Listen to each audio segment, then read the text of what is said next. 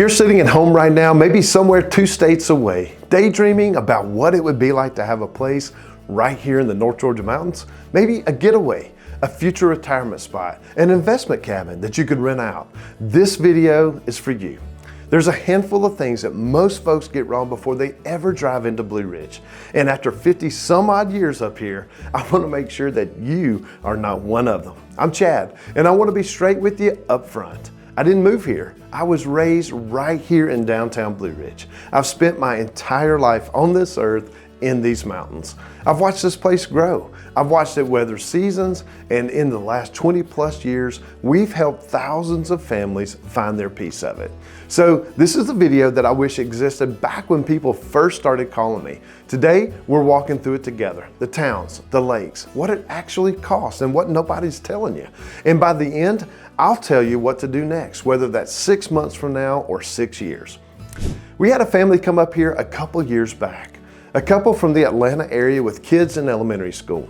They came up looking for a 3-bedroom cabin, and by the end of that weekend, they weren't talking about square footage. They were talking about how their kids have been outside for 9 straight hours. And that's the thing. The house comes second. The life up here comes first. And once you understand that, the whole search starts to make a different kind of sense. Let me clear something up before we go any further about how Fannin County is actually put together. There are 3 incorporated cities here: Blue Ridge, McCaysville, and Morganton, each with its own mayor and city council. The other names that you'll hear up here, Mineral Bluff, Epworth, and others, are unincorporated communities. Post office, zip code, maybe even a Dollar General now, but no city government. Once you know the difference, you start hearing this place the way the locals do. So I'll pass along the pronunciations as we go, and some of these might trip you up. And I'd rather you sound like a local now before you ever get here. Blue Ridge is the front door. Walkable downtown, the train, restaurants, and more shops than you'd probably expect for a town of its size. Blue Ridge is the easy one. Most folks land here because it's the name that you've heard. If you want a place that feels alive and you don't mind tourist traffic on Saturday in October, this is it. Mineral Bluff, just like it sounds, is just up the road and feels 20 years quieter. Riverfront, more cabins tucked back in the trees, and if you want privacy and a creek running close by, you might want to look here. Morganton is technically its own little city, has a mayor and city council, the whole bit, but it's small enough and quiet enough that most folks treat it like a community anyway. Sits close to Lake Blue Ridge, tucked away, and a little more affordable than properties closer to downtown. Pronunciation here is its own thing. Locals say Morganton, but you'll hear plenty of folks call it Morgantown. Both are fine. Well, no, not really. The town ton schwab is just an affectionate local quirk we all chuckle at. So if you want lake access with Blue Ridge price tag, Morganton is where I'd be looking. But then again, who am I kidding? It is Lake Blue Ridge. Epworth, pronounced Epworth, 2 syllables, is the smallest of the bunch. Quiet country pocket north of Blue Ridge near McCaysville. Mostly land and still more privacy than you'll find in other places. And one more name worth knowing, Suches. Technically in Union County, but Fannin folks treat it as a neighbor territory. Pronunciation matters here because most outsiders get this one wrong. It's Suches, not Suches. If you ever hear somebody at the hardware store say Suches, you're going to know that they're probably new here and not a local. Each one has its own feel. Pick the one that fits the life you want, not the one with the prettiest brochure. A couple other names you might be wondering about that aren't on the list. McCaysville isn't here, even though it's in Fannin County also, because McCaysville is its own actual town with its own government, sitting right there on the Tennessee line. The Georgia-Tennessee Twin Town story is big enough for its own dedicated video. And that's coming up next. And Cherry Log isn't here either. Cherry Log technically lives in Gilmer County, not Fannin, so it gets covered in the Ella episode. Ella itself, that's Ella J, by the way, not Elijah, like a lot of folks who call in say it. It's its own thing, its own county, its own video. Each one gets treated right. Now the water, because for a lot of you, this is the dream. Water out the back door. In the Blue Ridge area, you've got 2 main options, and they're not the same. Lake Blue Ridge is the closest, the prettiest in my opinion, and the most popular. Crystal water, boat slip access matters here, and it's tighter than it used to be. And if you want lake life without driving an hour for it, this is the lake. And then there's the Toccoa River, Toccoa, and yes, that's how locals say it, 3 syllables, not the way most outsiders try it. The Toccoa doesn't get talked about as much as the lake, but for a lot of folks, it's actually the better fit. If you want flowing water out of the back door, instead of the flat lake, the sound of it, the rhythm of it, the Toccoa is where you look. Riverfront is a different thing than lakefront entirely. We've got 3 other major lakes up here too, and they each belong to their own region. Quick pronunciation pass before we go anywhere. Nottely, locals say Notley. Chatoog if you sound like a local. Chatoogie if you sound like a visitor. Both fine. Hiawassee, and yes, that's different from the town of Hiawassee, which Hiawassee, extra syllable in the town. Lake and town are 2 different places. Lake Notley is part of the Blairsville story. Lake Chatoog is the Hiawassee and Hayesville story across the Georgia and the North Carolina line. Lake Hiawassee is part of the Murphy story in North Carolina. All 3 get their own field guide episodes coming up soon. And later on, we'll do a full lake compared episode head to head. For episode 1, here's what you need to know.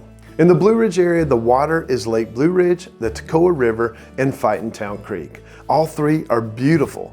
A little different lifestyles for each. Come up and see all 3. Now the part nobody else will talk straight about. What does it actually cost to live up here? I'll give you the honest version. Let's talk about property taxes. And this is the one that most people are surprised by.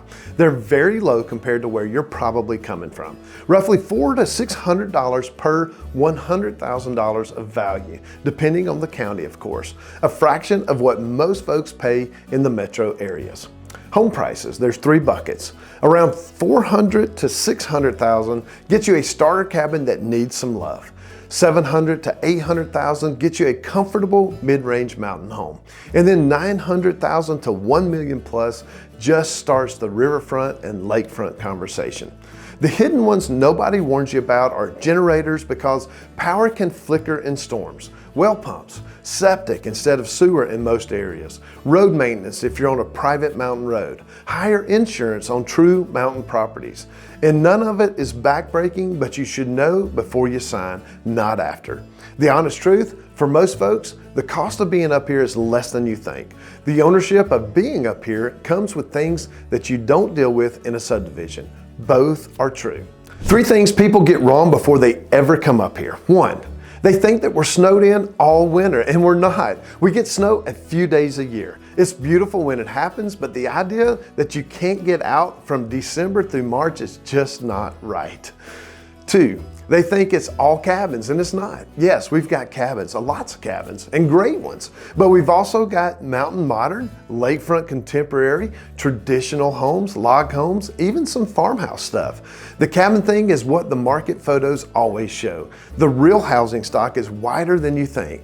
Number 3, they think there's nothing to do. I've lived here all my life, 50 some odd years, and I still don't run out of things to do. Trails everyone knows about and ones that nobody does. Rivers, lakes, distilleries, the train, wineries 30 minutes away, football season at the high school. We've got our pace, but we're not bored. And while we're being honest, let me tell you who this place is not for. If you need a Whole Foods 5 minutes from your house, you're going to be frustrated. And if you hate winding 2-lane roads, especially in the rain, this will wear on you as well. And if you need a 5-minute commute, lots of nightlife, or you can't sit still on a quiet evening, the mountains are going to feel slow for you. And I'd rather tell you that now than have you find out 3 months after you sign, because not everybody belongs up here, and that's okay. So what do you do next? If after all of this you're still leaning in, and many of you will be, here's what I do. First, watch the next episode in the Field Guide series. McKaysville is up next. That's the Georgia-Tennessee twin town with that Blue Ridge Scenic Railway terminal, and it's got its own dedicated episode coming right after this one. Ellijay, Blairsville, the Lake Chatoog area, crossing into North Carolina, and Murphy on the North Carolina side all get their own dedicated episodes after that. And the one on what it really costs to live up here answers the question almost everybody has after watching this. Second, when you're ready to actually come up and look, even if that's 2 years from now, here's how to find me. The link is below. Email's there. No pressure, no funnel, just my team and me ready when you are. We've helped thousands of families find their place here in the mountains. And when you're ready, we'd be honored to help you find yours. One last thing. I get asked this all the time. Chad, after 50 some odd years, why do you still love it up here? And the truthful answer is, these mountains aren't just where I live. They're where I was raised, where I met my wife, where my kids grew up. And every morning I get to step outside and be thankful for a view that I'll never take for granted. That's the mountain life. So whether you're 2 states away dreaming about it or 3 months from making it real, I hope this video helped you. I'll see you on the next one.